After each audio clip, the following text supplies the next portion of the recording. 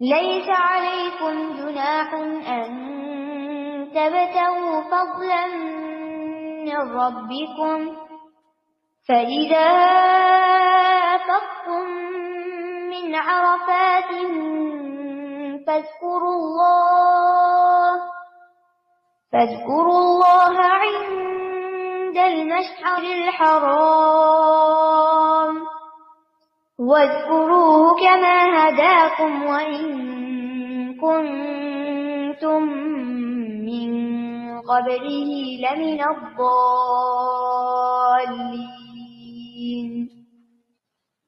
اب جب کہا گیا کہ کھانا پینا ساتھ لے کر چلو اور بہترین زاد راہ تقویٰ ہے، تو پھر یہ خیال ہے کہ شاید راستے میں کوئی لین دین نہیں کر سکتے، شاید خرید و فروخت نہیں کر سکتے، یا وہاں سے خرید کے نہیں کھا سکتے، تو زاد راہ سے مراد صرف پکا ہوا کھانا لے کے چلنا نہیں ہے یا ڈرائی فروٹ لے کے چلنا نہیں ہے، اس سے مراد پیسے بھی ہو سکتے ہیں۔ اب آپ پیسے تو لے گئے اور اگر وہاں چیزیں بکتی نہیں تو پھر آپ کیا کریں گے؟ تو وہاں اگر کوئی بیچنے والے موجود ہیں اور ساتھ ساتھ حج بھی کر رہے ہیں تو ان کا بھی حج ہو جائے گا، اور وہ بھی ایک طرح سے خدمت سروسز پرووائڈ کر رہے ہیں۔ تو سروس پرووائڈر جو ہیں وہ بھی حج کر سکتے ہیں، یا حج کے سفر میں ساتھ ساتھ تجارت ہو سکتی ہے۔ اسی کی طرف یہاں اشارہ کر کے فرمایا گیا لیس علیکم جناح۔ اب آپ دیکھیے، دین یہ نہیں کہ آپ دنیا سے منہ ہی موڑ لیں، اور اگر وہاں کوئی دنیا کا چھوٹا موٹا کام کاروبار حاجیوں کی ضروریات پوری کرنے کے لیے کر رہا ہے تو آپ کہیں یہ دیکھو ذرا ان لوگوں کو، یہ تو پیسے ہی کمانے آئے ہوئے ہیں۔ آپ کو کیا خبر کہ ان کی نیت کیا ہے؟ اگر ان کی نیت حاجیوں کی خدمت ہے اور اس کے صلے میں کچھ اپنے سفر کا خرچہ نکالنا ہے تو یہ بھی عبادت ہے۔ اسلام میں تجارت کو کیا قرار دیا گیا؟ بہترین عبادت ہے۔ رزق حلال کی طلب اور کمائی جو ہے اور اس کے لیے محنت جو ہے وہ بھی عبادت ہے، تو دنیا داری نہیں ہے۔ ہاں، شرط یہ ہے کہ آپ اپنے باقی فرائض بھی پورے کرو۔ یہ نہیں کہ اگر آپ وہاں پر اپنا ٹھیلا لگائے ہوئے ہیں تو آپ نمازیں بھی چھوڑ بیٹھو، اب خرابی ہوگی پھر، یا اسی کی لالچ اور حرص میں اتنے آگے بڑھ جاؤ کہ باقی کام تمہیں بھول جائیں، یہ درست نہ ہوگا۔ لیس علیکم جناح ان تبتغوا فضلا من ربکم، تم پر کوئی گناہ نہیں کہ تم اپنے رب کا فضل تلاش کرو۔ فضل سے مراد یہاں کیا ہے؟ رزق، یعنی راستے سے خرید بھی سکتے ہو، بیچ بھی سکتے ہو۔ فَإِذَا أَفَضْتُم مِّنْ عَرَفَاتٍ فَاذْكُرُوا اللَّهَ، لیکن اصل چیز جس کا تمہیں یاد رکھنا ہے وہ اللہ کا ذکر ہے۔ خرید و فروخت میں ایسے محب نہ ہو کہ جس میں کیا ہو جائے؟ اللہ کی یاد نہ بھول جائے۔ سورۃ الجمعہ میں کیا آتا ہے؟ جب اذا نودی للصلاة من یوم الجمعۃ فسعوا الی ذکر اللہ وذروا البیع، جب جمعہ کے دن پکارا جائے اللہ کے ذکر کی طرف، اور یہاں ذکر سے مراد کیا ہے؟ نماز۔ کیا کرو؟ دوڑو، اور کیا چھوڑ دو؟ تجارت۔ تو جو لوگ حج کے سفر میں ساتھ ساتھ تجارت کر رہے ہوں انہیں پھر کس چیز کی پابندی کرنی ہوگی؟ فرائض کی پابندی بھی کرنی ہوگی۔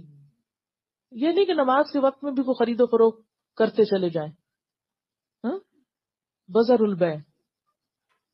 اب کیا ہے؟ فَإِذَا قُضِيَتِ الصَّلَاةُ، نماز ہو گئی، فَانتَشِرُوا فِي الْأَرْضِ، کیا کرو؟ زمین میں نکل جاؤ، اور وَابْتَغُوا مِن فَضْلِ اللَّهِ، اللہ کا فضل تلاش کرو۔ تو جو عام دنوں میں جمعے کے دن کا حکم ہے، یہی حکم حج کے موقع پر بھی ہے کہ مناسک ادا کرو، ذکر کی کثرت کرو، اور اس کے ساتھ ساتھ لین دین میں، خرید و فروخت میں کوئی گناہ کی بات نہیں۔ لیس علیکم جناح، کوئی پوچھ پکڑ نہیں۔ فَإِذَا أَفَضْتُم مِّنْ عَرَفَاتٍ فَاذْكُرُوا اللَّهَ عِندَ الْمَشْعَرِ الْحَرَامِ، جب تم عرفات سے واپس لوٹو، اور یہ واپسی کس دن ہے؟ 9 تاریخ کو، تو رات کہاں گزارو؟ مشعر حرام کے پاس، یعنی مزدلفہ میں۔ اور اس سے بھی کیا پتہ چلتا ہے کہ مزدلفہ کا قیام جو ہے وہ لازم ہے، قرآن کا حکم ہے، یہ سنت نہیں ہے، واجب ہے۔ وَاذْكُرُوهُ كَمَا هَدَاكُمْ، اور کیا کرو؟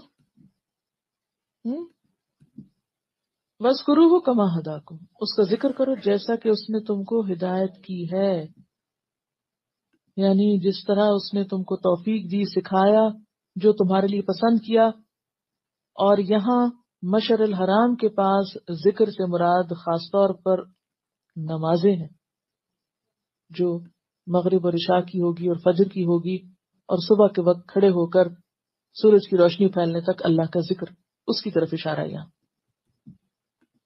وَإِن كُنتُم مِّن قَبْلِهِ لَمِنَ الضَّالِّينَ، اور دیکھو اب تمہیں اس نے ہدایت دی۔ اب یہ دالین اور ہدا جو ہے یہ اپوزٹ ایک دوسرے کے آ رہے ہیں، ہاں؟ یہ تمہیں کچھ نہیں پتا تھا، جو تمہیں علم دیا گیا اس سے پہلے تم بھٹک رہے تھے، تمہیں صحیح مناسک ادا کرنے نہیں آتے تھے، اور اب بھی جو لوگ صحیح سیکھ کر نہیں جاتے وہ کیا کرتے ہیں؟ بھٹکتے رہتے ہیں۔ اور دوسرا معنی اس میں کیا ہے کہ ذکر میں بھی نبی صلی اللہ علیہ وسلم کے بتائے ہوئے طریقے کو فالو کرنا ضروری ہے۔ خود ساختہ من گھڑت طریقے اختیار کرنا ذکر کے کچھ اچھا نہیں، لیکن عموماً لوگ مسنون اذکار تو جانتے نہیں، کس موقع پہ کیا کرنا چاہیے وہ تو ان کو پتا نہیں، پھر کیا کرتے ہیں؟ خود سے خود چیزیں ایجاد کر لیتے ہیں، پھر ان کی پابندی کرتے ہیں اور خود کو مشقت میں ڈالتے ہیں۔